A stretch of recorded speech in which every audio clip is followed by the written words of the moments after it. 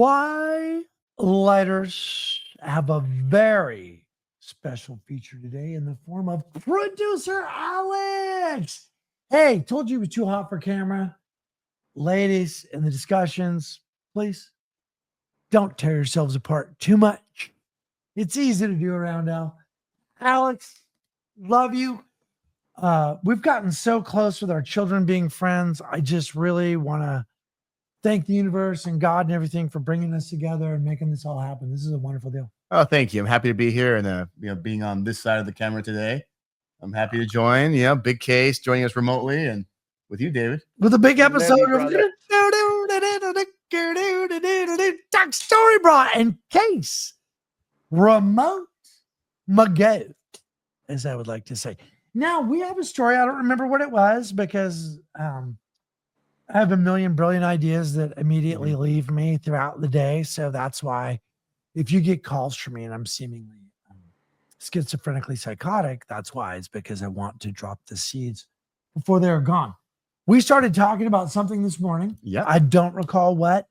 I asked you to put a pin in it and that we would further discuss it here. So what is this story that we're going to talk about? Well, you know my affinity for two things, wine and good coffee. Oh, yeah. So in the early 2000s, about maybe 2006, 2005, my older son, Nick, at the time was in school at St. Philip the Apostle. Oh, on cool. 24th in Castro. We all met through the Catholic diocese here locally. Our children go to Catholic school together. Beautiful. So during that time, before we made our way to the East Bay, we lived out in the Bernal Heights area. Oh, shit. Nice. Bernal Heights area. Loved it there.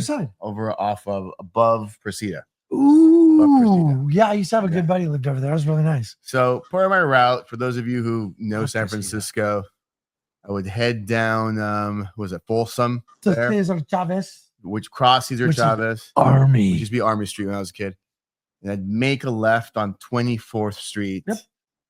You're right there on the corner. Well, there's the hill. Yep, down the hill. So if you could, the skateboarders and the guys on the bikes, the gravity bikes, used to like to shoot the light after, especially after the soapbox races, right there. It was very steep hill. Right off of the butt of Presida.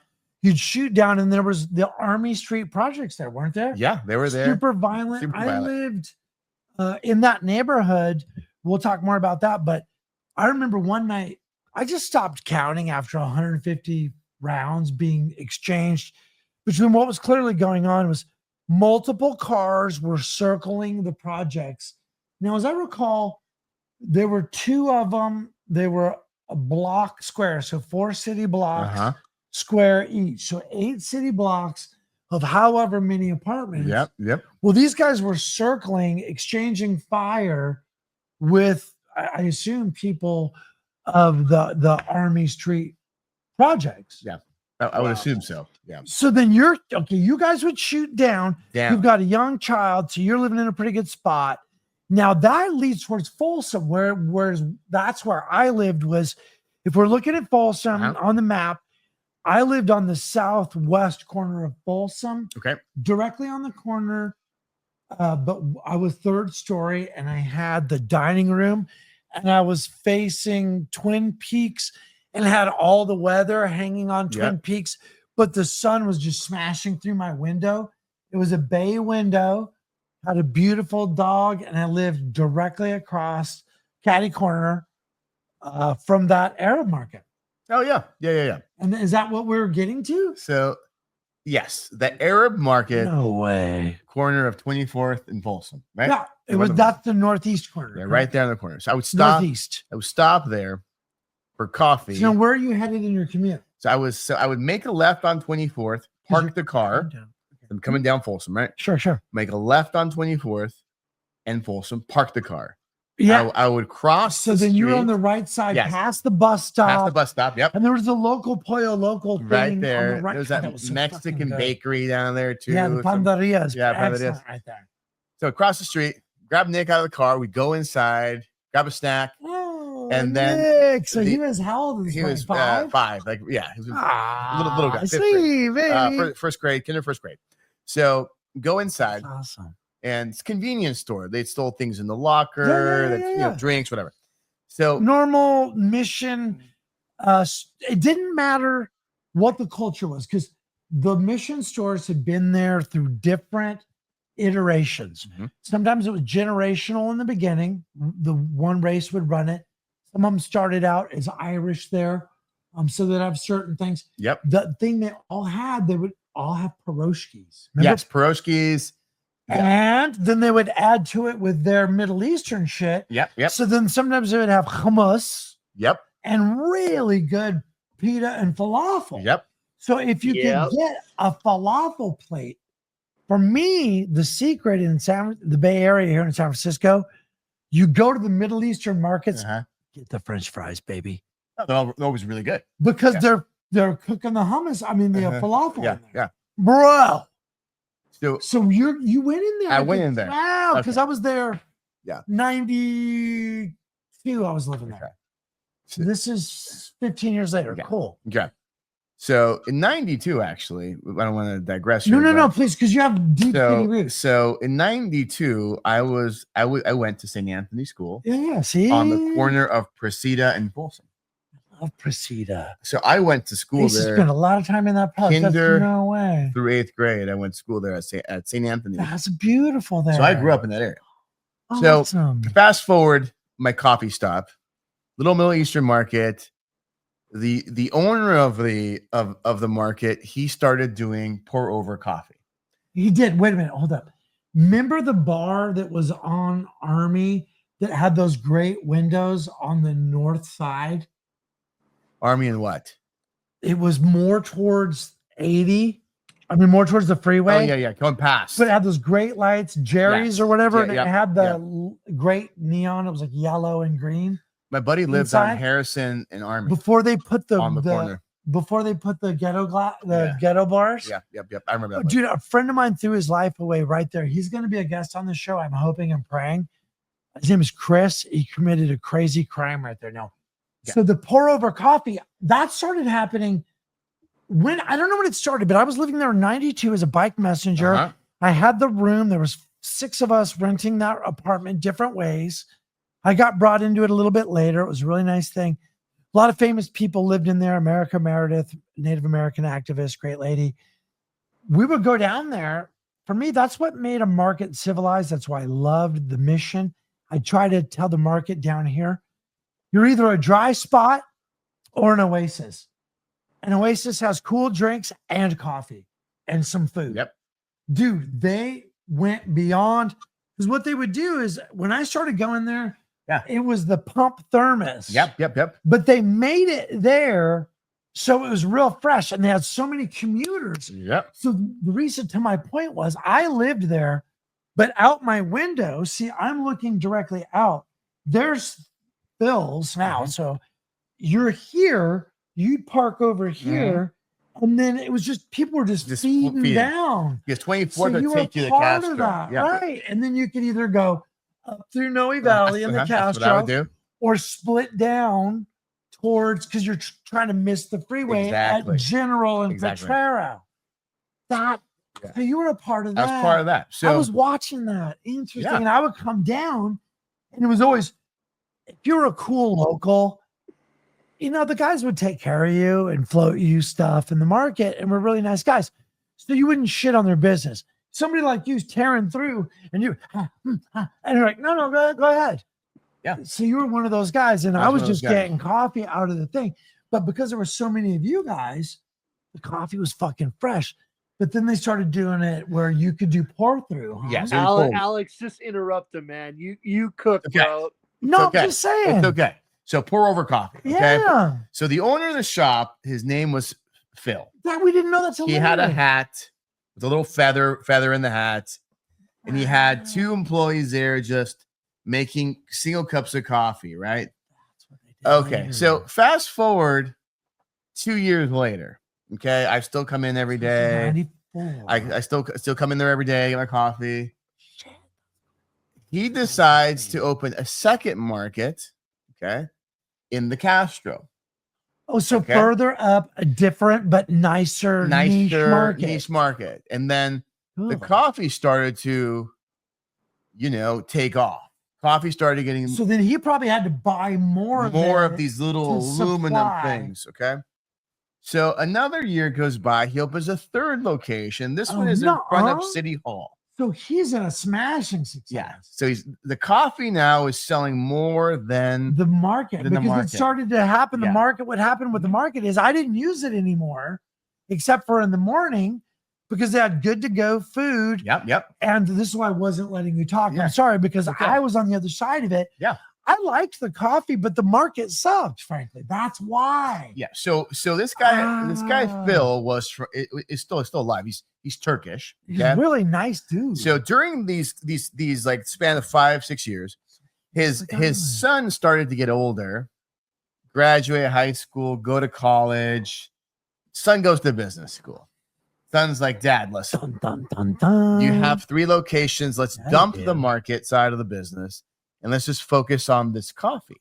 Okay. Right. Because you get emotional about what brought you in. Exactly. It's like me, I can't let go of tattooing. During this time, I was DJing, but I also had another job where I was working for this bank. Okay. I won't tell you what the bank is for legal reasons. So it's called an NDA, people. Wake up. So Phil and his son approach us, and I happened to work. Whoa! You had a relationship with these guys? Yeah. So I worked on Van Ness there. Comes in, it's like, I need a loan. A loan. And you happen to be the loan officer who No, dealt with them or whatever? But I was the manager at the time. No. But we had a loan officer, but the loan people had their own department, right? So we had no control over how to finance the business. Right. So comes in, we set him up for an appointment. Whole thing happens. He needs a couple $1 million. Okay. Because he wants to add a couple new locations and he wanted to buy one of the buildings one of his stores was in. See, that makes a lot of sense because they're servicing the real estate. Yeah. Da. So business model. So at the time, the bank was really conservative with lending. We turned him down for the loan. Okay. Well, this was when? Now we're like what year was this, in though? 2009. Well, I was gonna say right. 8 would have been bad. 9 was worse. Okay, so we don't give the guy money. Okay, yeah, rough. But so to this thing, you guys, if you're not local, Phil's is this huge institution. It is now. It's amazing. And you go into their stores. It's a very unique, one of a kind experience. It's very Phil. And having experienced the first Phil stuff, there's something about it that rings true. I couldn't understand why it was so popular. Everyone was Phil. And then I went in. It took me years to put this backstory together. Best coffee. Okay. So the story gets better. So we deny Phil and now his like graduate school Who's son. A smart motherfucker. Smart guy. Smart kid. All right. His name is Jacob, I think is his son. So he's like, no worries. It's all good. So somehow he hooks up with this venture capital firm. Who their largest investor is Snoop Dogg. My nizzle. So during this time, Snoop is trying to find ways to diversify his income. Yeah, because he's seeing everyone in his peers do it. 50 Cent had that little tip about what vitamin water. Yeah, vitamin water made a ton of money. Made $500 million on vitamin. What? So Snoop and the VC virtual capitalist firm he's working with says, you know what? We're going to give you the money. They gave him a ton of money, undisclosed. So overnight, Phil went from the Castro location, the one by City Hall, and the original location over on 24th and Folsom. They still had that. That's awesome. He expanded Daly City, Berkeley. Wow. He moved his operation to LA, DC. They have one in the airport, right? One at the airport. And now his coffee's on Alaska Airlines. So we missed this huge opportunity to give him money. He got it. But institutionally speaking, fuck, you had to do what you had to do. And he got it from Snoop. VC Snoop gave him the money. Phil, the dad, retired. And now his son runs the company. So he's probably trying to invest in Snoop Dogg, huh? So Snoop owns a portion of Phil's. His VP owns it. So that's my story. Dude, we missed out on giving Phil money, and Snoop beat us on the deal. I just love all these inner relationships because Phil has such an energy around him. Yeah. And it was like Trader Joe's before I shopped there. It was like, whatever, dude. Like, what do you my friend John Weaver makes great coffee. Why would I give a shit about this Phil guy? What happened? I finally went to the Berkeley store. Mhm. It is a very unique experience. They have they have their own unique counter, Mhm. the way everything's set up, all the stainless steel tracked where they slide and move and work your order. Mhm. And the way it was very different. The whole way you walk in, you're on the right, it all happens here. You go to the left, Mhm. there's this, you come Yep. around it was very, dude, it was very designed. So that's the That's sun. yeah. So the son, That's the the sun. son I took see. dad's idea, made it better, Dude. and got some hip hop money, and now that's it. So Well, here's what excites me about it. Why I just is jumping up and down about Mhm. this story. We're going to wrap it up. Is okay. As a dad, for your son to be involved in your life is a great blessing. For your son to literally drink you in, go away with your money, your resources, your love, your everything, come back an improved man, having pondered you, saw the great worth in what you're Mhm. doing as a man, just as your son who goes, Dad, Pop, I believe in you. Let's do this thing. Dad's like, that sounds great, but son, well, son, because father created this great opportunity for the son to excel, didn't waste that, took it, ran with it, learned what you're supposed to do, which is best your mentor. But he learned more, all these things. He did the right thing. He sent his son out, but his son did the right thing. He came back, invested in his own father because he's like, Dad, don't worry about it. It's cool. And dad's like, well, son, and he's over here with, you know what I mean? And they're laundering their money. Dude, this is a great dream. Like, this is fucking Bay Area. Yeah. I love that so much. So, hey, anybody out there got stories like that? These warm my heart because Phil's son, we love you, dude. That just makes me fucking, and because I know how hard they work. Oh, Dude, they work I hard. saw them Yep. 35 years ago, Yep. busting their ass in the market. Dude, he worked at that market. As a kid. And to not be like, I'm off the farm now, Dad. You know what? Hey, you and your Turkish shit, I got hairy knuckles because of you, bro. Later, I'm out. Nope. God bless, dude. Phil, you're